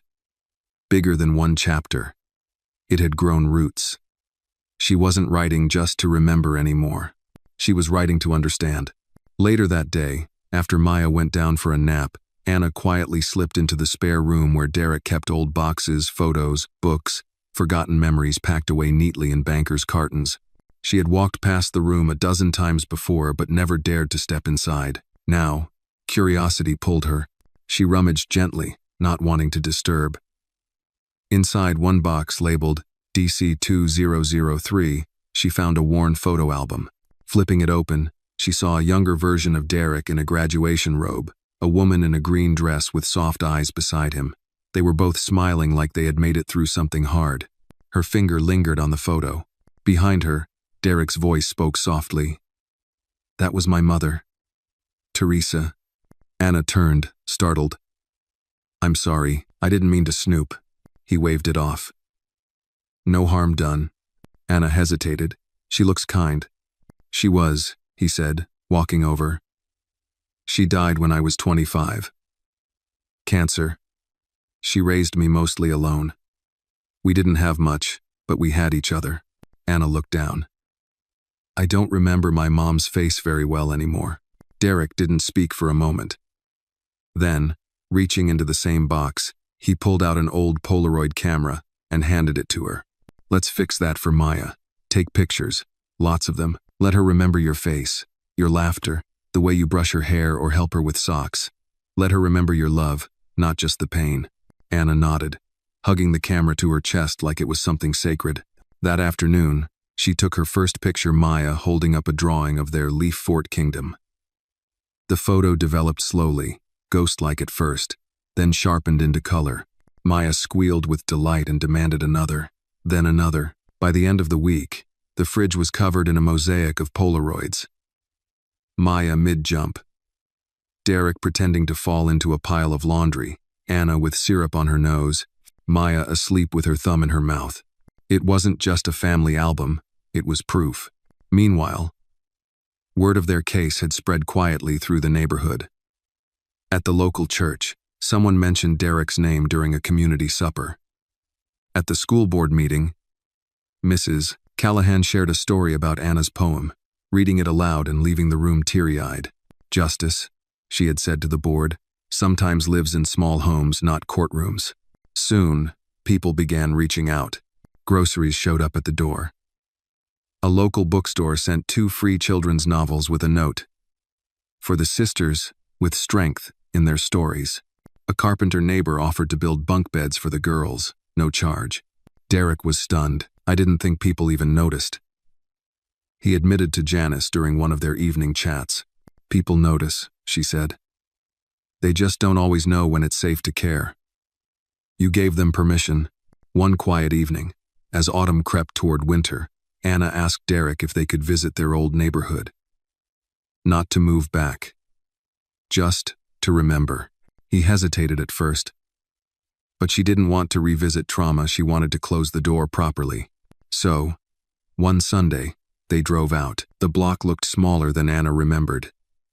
The corner store where she once begged for expired milk had been boarded up. The park swings were rusty. Their old apartment building stood gray and unchanged. But the door had new locks, and no name on the buzzer. Anna stood there, holding Maya's hand, breathing in the cold air. This was where it ended, she said, but also where it started. Maya tugged on her sleeve. "Can we go now?" Anna smiled. "Yeah. Let's go home." On the drive back, she opened her notebook and wrote one sentence. Closure doesn't need applause, just a quiet goodbye. That night, Derek brought out a surprise. "Tomorrow," he said. "We're going to City Hall." Anna's eyes widened. "Why?" He held up 2 envelopes. "I filed for formal adoption. I wanted to wait until the hearing was over. But if you're ready, really ready, I want this to be official. No more maybes. Just yes." Anna's breath caught. He looked at her gently. "You've always had a home here, Anna. Now I want you to have a name too if you want it." She nodded slowly, then faster. "Yes." Maya clapped so hard her crayon snapped in half. "We're going to be a real family." Derek smiled. "We already are. This just makes it legal." That night, Anna added one more page to her notebook. She drew a small house with 3 stick figures and above it wrote, "Sometimes you find your forever in the middle of a storm, and sometimes forever looks like pancakes and Polaroids, and someone who doesn't leave." She didn't write a title. Not yet. Some stories don't need one until the very last page. City Hall wasn't what Anna expected. It didn't feel grand or important. It smelled faintly of coffee and printer toner, and the elevator creaked like it was telling secrets. But Derek had worn his nicest shirt, the navy one with the pressed collar, and Maya had insisted on wearing her glitter shoes, the ones that squeaked when she walked. Anna wore a yellow dress they'd found at a thrift store weeks ago. It had pockets, and she kept one hand inside them the entire morning, fingers curled around the folded speech she'd written, just in case. They were ushered into a small conference room. The adoption clerk, a woman with soft eyes and short gray curls, welcomed them with the kind of smile that made you feel like you belonged, even before she said anything. "Derek Cole, you're petitioning to adopt Anna Carter and Maya Carter?" "Yes, ma'am." "And girls, do you consent to this adoption?" Maya nodded immediately, too young to understand the full gravity, but excited enough to bounce in her seat. Anna answered with her voice clear and steady. "Yes, we want this." The woman smiled again. "Good. I just need a few signatures, and then I'll make it official." The paperwork was thin. 4 pages, years of struggle, of love, of tears reduced to ink and legal language. But as Anna watched Derek sign the last line, she felt something in her chest unlock, something heavy she didn't even realize she'd still been carrying. When the clerk stamped the documents and looked up, her voice softened. "Congratulations, you're now, officially, a family." Anna's hands trembled. She wasn't sure if she wanted to cry or laugh. Maybe both. "Do we get to change our names?" Maya asked, tugging on Derek's sleeve. "You can if you want to," the clerk said. "You can keep Carter, or you can take Cole." Maya lit up. "Maya Cole, it sounds like a superhero name." They laughed, and Derek looked at Anna. He didn't speak, he didn't have to. Anna nodded slowly. "I want to be Anna Carter Cole. I want to remember who I was, but also who I became." That," the clerk said gently, "is a beautiful choice." When they left City Hall, the wind had picked up, but the sun still shone through. On the steps outside, Derek lifted Maya into the air, her laughter echoing off the buildings. Anna held the adoption certificate like a treasure map, heart pounding with something new, not fear this time, but certainty. They went to a diner afterward, the kind with red vinyl booths and servers who called you honey, even if they'd never met you. Derek ordered pancakes for the girls, though it wasn't breakfast time, and coffee for himself. Anna took a bite, then looked across the booth. "Do you remember the first time we had pancakes here?" "Barely," Derek said with a chuckle. "I was too nervous to eat." Anna smiled. "I was too scared to speak." Maya chimed in, mouth full. "I don't remember, but I like these pancakes now." The waitress, overhearing, leaned in and whispered conspiratorially, "You know, pancakes taste better when you eat 'em with family." Anna wrote that down in her notebook. Later that week, a letter arrived. Handwritten. The envelope bore no return address, but Anna recognized the careful cursive. "Eleanor." Derek opened it and read silently, then passed it to Anna. "Dear Anna and Maya, we want you to know how proud we are of the way you've grown. We see now that love doesn't always have to come from the same blood. Sometimes, it comes from the people who choose you again and again. We'd still love to be part of your life, if you'll let us. Holidays, birthdays, or even just postcards. We promise no pressure, only love. Always, Eleanor and Walter." Anna folded the letter carefully and placed it in her notebook. "Do you think they mean it?" she asked. "I do," Derek replied. "Some people take longer to understand what love really is, but when they do, it sticks." The next weekend, they visited Eleanor and Walter. It wasn't awkward, it wasn't perfect, but it was warm. Eleanor made lemon cookies. Walter showed Maya how to polish an old pocket watch. Anna sat beside Derek, watching, absorbing. On the way home, Maya whispered, "They smell like cinnamon." Anna nodded. And something else. Something safe. At school, Anna's teacher asked her to write an essay on a moment that changed everything. Most kids wrote about getting a bike or visiting Disney. Anna wrote about a spoon. She stood in front of the class, voice calm. I stole a spoonful of milk once, for my sister, and someone saw me, not as a thief, but as a girl trying to keep someone alive. That moment changed everything. No one laughed, no one teased, even the quietest kids leaned in. That night, when Derek read the essay, he asked, "Do you ever wish it had gone differently?" Anna shook her head. Because it led here, and I like here. They spent the evening drawing a family tree, not the one they'd learned about in school with bloodlines and surnames, but their own version. Maya drew the leaves. Anna drew the roots. Derek wrote names of people who mattered.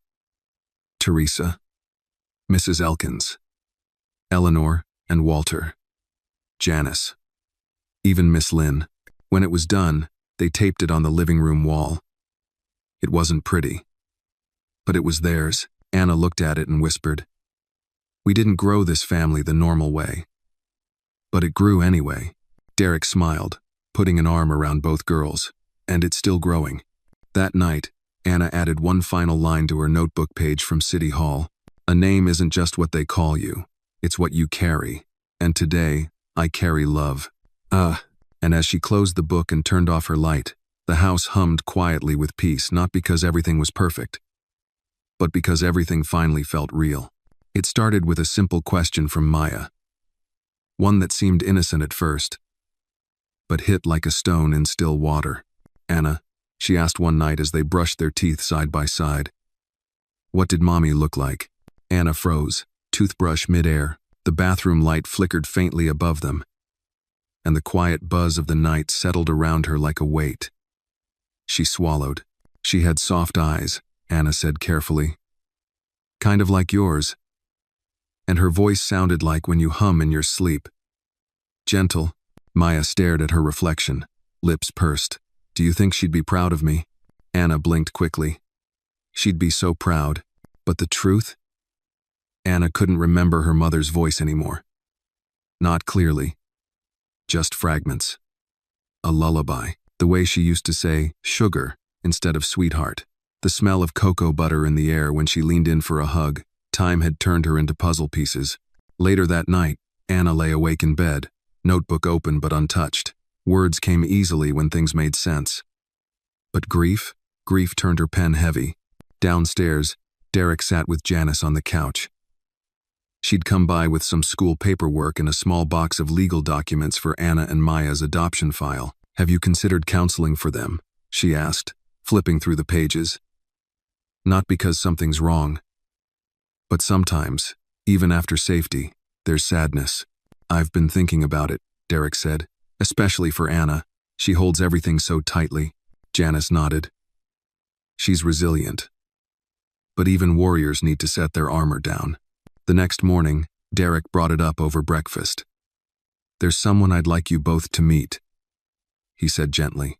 Maya perked up. "A new friend?" Anna looked at him with suspicion. "Like a therapist?" "Yes," he said honestly. "She talks to kids who've gone through big things. Helps them make sense of it all." Anna stirred her cereal. "I don't want someone poking around in my memories." "She won't poke. She'll just listen. And she won't make you talk if you don't want to." Maya shrugged. "Will she have candy?" Derek smiled. "Probably." That afternoon, they met Dr. Elise Bennett, a woman with silver braids and a velvet armchair that looked like it had held 1,000 stories. Her office didn't feel like a clinic. It felt like someone's reading nook. There were picture books on the shelf, stuffed animals on the windowsill, and a soft rug beneath their feet. Anna was stiff at first. Arms crossed. Answers short. But Dr. Bennett didn't rush. She asked about the photo on Anna's necklace. She commented on Maya's drawing of a rainbow elephant. She let silence do half the work. By the third visit, Anna stayed behind after Maya went to the coloring corner. "Do you think forgetting someone means you didn't love them enough?" Anna asked quietly. Dr. Bennett shook her head. I think sometimes love is the reason we forget. Because remembering hurts too much. The mind protects the heart. Anna looked down at her lap. I feel guilty when I don't think about her. But I feel broken when I do. You're not broken, Dr. Bennett said. You're healing. And healing doesn't look the same every day. That night, Anna wrote in her notebook again for the first time in days. Grief is a shadow. It doesn't disappear when the sun shines. It just hides behind you. But if you turn around, it's still there. And sometimes, that's okay.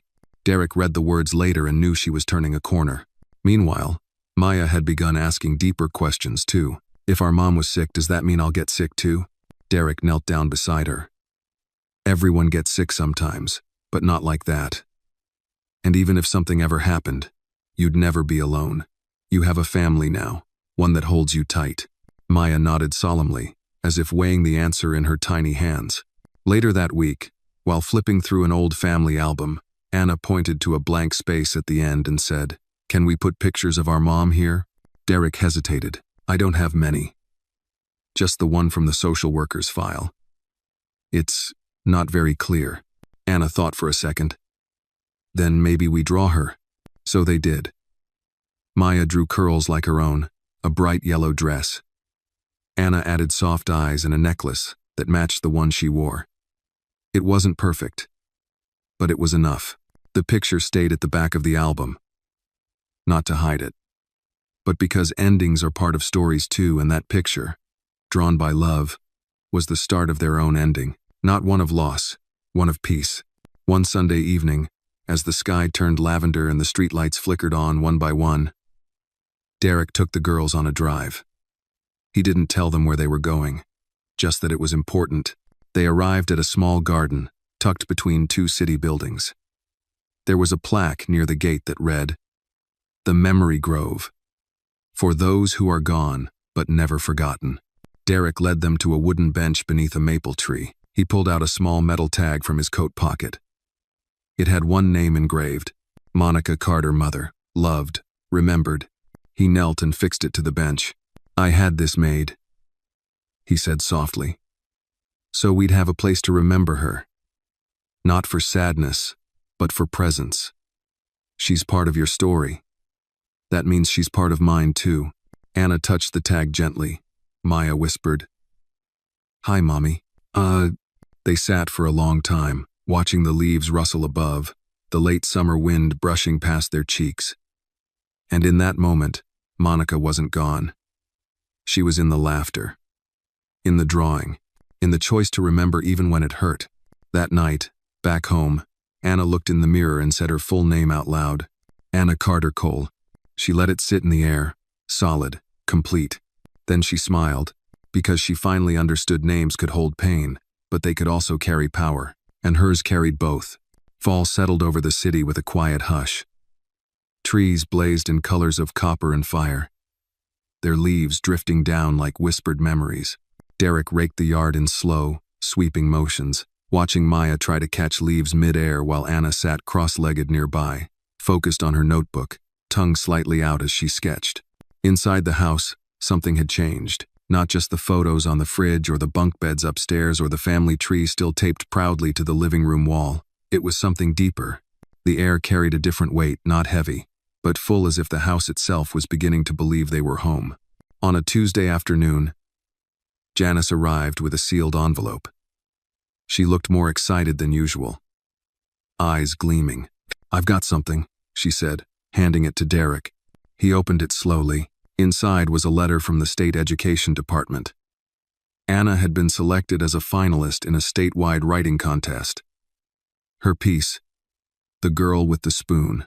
Derek's brows lifted. "She didn't even tell me she submitted it," Janice smiled. She probably didn't expect it to matter. But someone read it.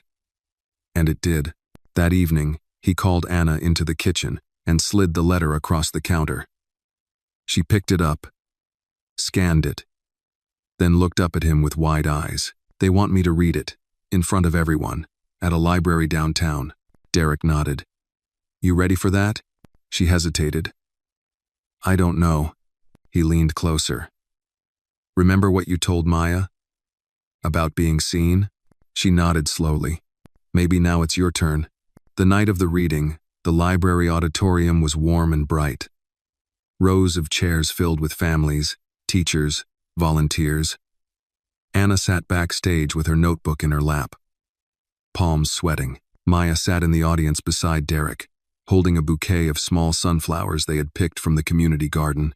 When Anna's name was called, she stood, walked up, and paused. A soft murmur rippled through the crowd. She looked down at her hands, then at her paper, then up. "My name is Anna Carter Cole," she began, voice slightly shaking but growing stronger with each word. "And this is the story of the spoon that saved my sister." She read with a clarity that stilled the room. Her words didn't beg for pity. They demanded understanding.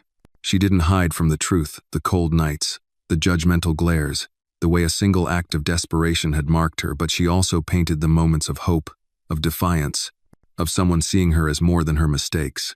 When she finished, there was silence for a breath. Then thunderous applause. Afterward, people came up to her, one by one. An older woman with tears in her eyes whispered, "I was that girl once." A man with a gray beard said, "You made me remember my brother." Even a teen boy with earbuds pulled out just long enough to say, "You're brave. That's cool." Outside, as they walked to the car, Maya skipped beside her. "I'm gonna be famous too one day." "Maybe I'll sing," Anna smiled. "Then I'll write your songs." The next day, the local paper ran a photo of Anna at the podium, her head held high, a soft smile on her face. The headline read, "From Hunger to Hope. A Girl's Story." Lights up the room. Miss Lynn, the grocer who once threw Anna out, taped the article to her store window with a quiet sense of shame and pride tangled together. A few days later, she left a small gift bag at Derek's front porch. Inside was a note. "For the girls. I see them now, back at school." Anna's classmates looked at her differently. Not with pity, but with respect. One girl even sat beside her at lunch and said, "You make me want to write better." Meanwhile, Derek was dealing with something of his own. The shelter he had once donated to the one where Anna and Maya were briefly housed before had reached out. They wanted him to speak at their fall fundraiser, share his side of the story, talk about what it means to not just give charity, but to offer dignity. He wasn't sure at first, but Anna said, "If I can do it, so can you." So he stood on stage a week later, his hands rough and voice firm, and said, "Sometimes helping someone doesn't look like writing a check. Sometimes it's picking them up off the sidewalk. Sometimes it's listening. Sometimes it's breakfast." Afterward, someone in the crowd handed him a donation check for $10,000. "I forgot how to care," the donor said. "Thanks for reminding me." But even with all the good things happening, there were still hard moments. One night, Maya woke up screaming from a nightmare.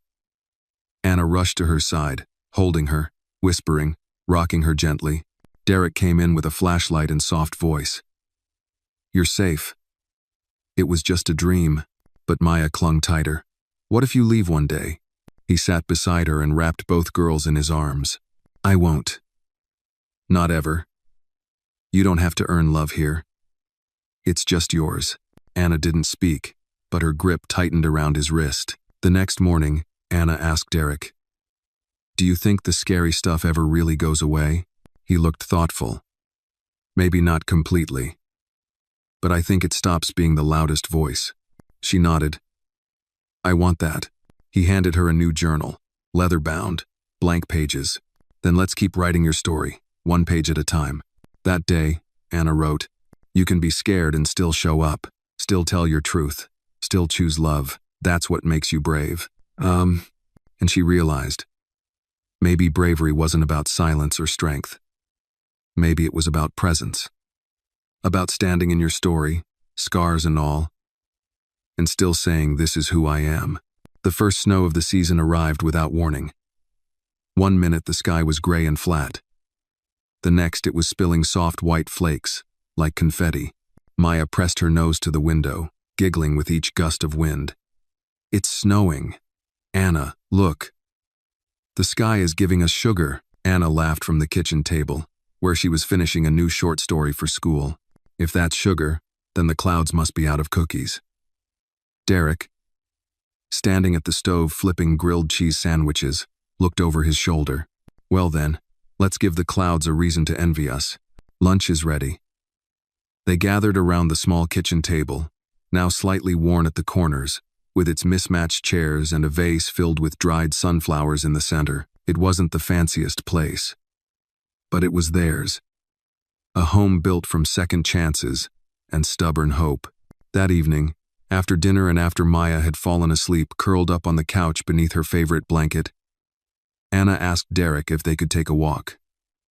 "Just us," she said. "I want to show you something."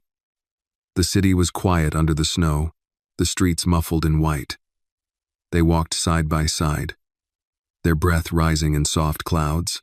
Anna clutched her new journal tightly under her arm. "I've been working on something," she said. "A story. But this one isn't about spoons or shelters. It's about people who stay." They turned onto a street Derek hadn't walked in years. At the end stood a building with its lights still on the shelter. The same one Anna and Maya had passed through, if only briefly. There was a wreath on the door, handmade from paper stars. Anna walked up the steps and tapped the door gently. The woman who answered had kind eyes and a clipboard in her hand. "Can I help you?" Anna cleared her throat. "We're not here to stay. I want to read something. For the kids inside." The woman looked surprised, but after a moment, she nodded and stepped aside. Inside, the common room was warm and quiet. A few children sat on beanbags, watching an old cartoon. A teenage boy glanced up from a book. A toddler napped in the crook of a tired mother's arm. Anna stood near the small bookshelf and opened her journal. Her voice didn't tremble this time. She read, "Once, there was a girl who thought being invisible was safer than being seen. But one day, someone saw her. Not as a thief, not as a burden, just as a child who mattered. And when someone sees you like that, you start seeing yourself." A hush filled the room. Then, one by one, small hands began to clap. Even the teenage boy looked up and gave a quiet nod. The shelter worker came over, her eyes glassy. "Thank you," she whispered. "That was needed." On the walk home, Derek said nothing for a while. Then, quietly, "You know, Anna, you didn't just survive. You became a lighthouse." She looked at him. "What do you mean?" "A lighthouse doesn't chase ships. It just stands. It shines. And that's enough to guide others home." Anna blinked fast, the snow melting on her cheeks. She didn't speak. She didn't need to. Christmas came quietly, as if the snow had whispered it into town. They didn't have many decorations, but Maya insisted on making their own.